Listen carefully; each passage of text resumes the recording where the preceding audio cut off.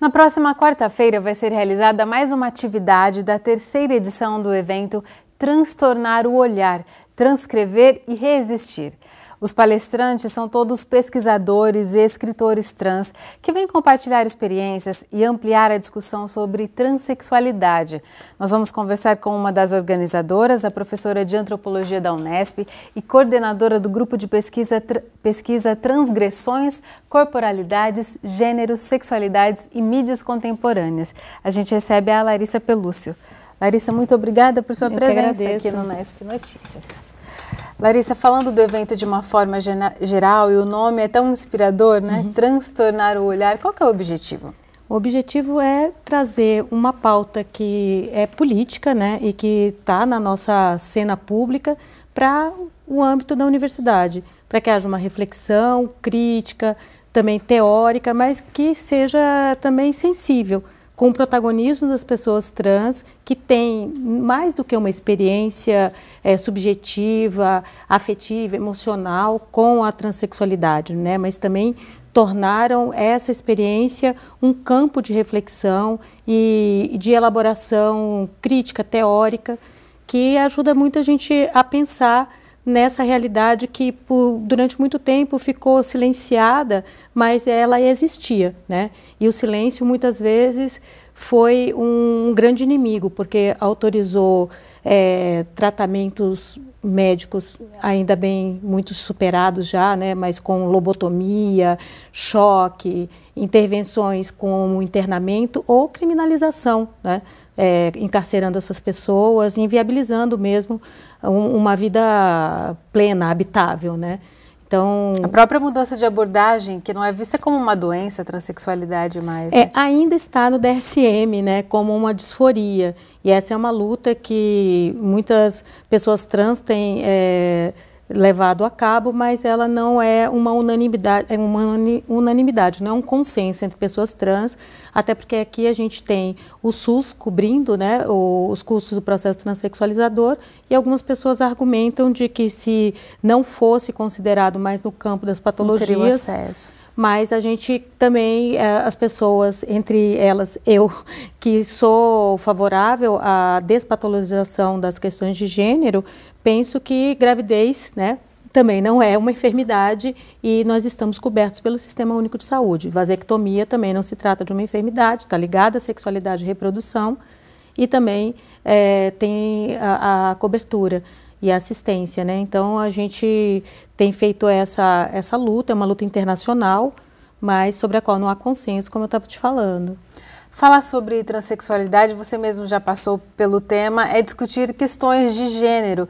E há muito desconhecimento nessa área ainda, né, Larissa? Quando se fala de levar essa discussão para a escola, então, há muitas críticas, porque as pessoas têm uma visão equivocada do que seria, né? Muitas vezes as pessoas pensam que falar de gênero é falar de homossexualidade, né?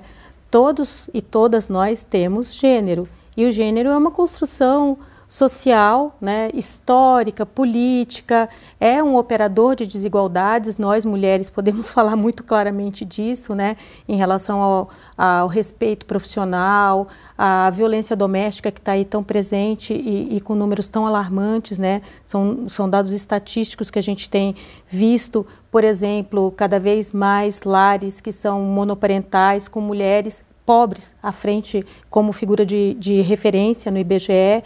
Isso é falar de gênero também, né?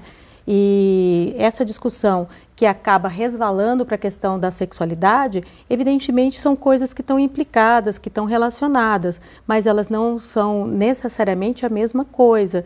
E discutir gênero é pensar numa escola, numa sociedade, em formas de vida em que haja menos desigualdade, menos violência, menos opressão, né? E não transformar o seu filho ou sua filha em algo que ele não queira ser ou que a família também já se encarrega de fazer as suas discussões domésticas, né? Simplesmente discutir, não levar esse assunto para dentro da escola não vai fazer com que ele desapareça. E provavelmente nós vamos continuar tendo números muito alarmantes em relação à violência doméstica, a abuso contra crianças e adolescentes, e também esses números que você já citou de um país altamente transfóbico e homofóbico. Organizações internacionais apontam o país como o que mais mata pessoas transgênero. Infelizmente. Vamos falar da atividade dessa semana, então, do Transtornar o Olhar. Por que da importância de trazer pessoas trans, protagonistas nas suas áreas, com formação acadêmica, e no caso da Amara também é uma escritora, né? O que ela deve acrescentar a essa discussão? Olha, é muito legal quando as pessoas conseguem conviver com a diferença e desexotizar a diferença, né? Perceber a espessura humana que esses indivíduos portam. Então, ter alguém falando sobre a sua experiência de forma crítica, qualificada, refletida, é fundamental. E a gente tem aqui os cursos de comunicação, temos o curso de psicologia, temos outros cursos que estão sedentos por essa discussão, não só porque compõe fortemente a sua formação, né, mas porque nós estamos formando cidadãos e cidadãs, né? O que a gente deseja é uma universidade cada vez mais inclusiva e para isso, inclusive nós profissionais, professores, servidores técnicos administrativos, a gente precisa estar municiado conceitualmente, porque essa é uma realidade que já constitui a nossa sala de aula, o trânsito no campus. Então, nós não podemos reproduzir num espaço de livre pensar, de reflexão, preconceitos e desigualdades que a gente tem observado fora da sociedade, né? Então, é bem importante que nossos estudantes possam ter acesso a esse debate. E nessa quarta-feira tem um encontro com a Amara Moira. Ela faz doutorado em letras e ela também é escritora. E o que ela deve acrescentar a essa discussão, Larissa? Olha, a Amara é uma ativista super contemporânea, super presente nas mídias sociais digitais, foi candidata a vereadora, né, pelo PSOL em Campinas. É uma pessoa que está tendo uma inserção internacional com um debate muito fresco sobre as questões de gênero, de transexualidade, travestilidade. Ela se assume travesti, né, como um lugar político, justamente para fazer o enfrentamento a esses estigmas que cercam essa identidade, vamos chamar assim. E a Amara, ela, como toda escritora, é uma pessoa que vem nutrida pelas letras, né? Tem uma fala muito sensível, ao mesmo tempo muito bem-humorada, e que acho que vai nos atualizar sobre os enfrentamentos e como está a luta política da transexualidade no presente.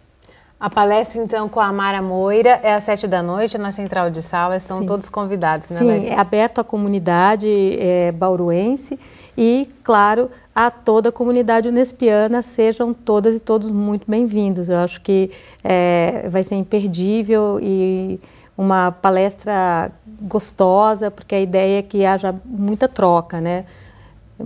É um diálogo. Uma conversa. Muito obrigada por sua participação aqui.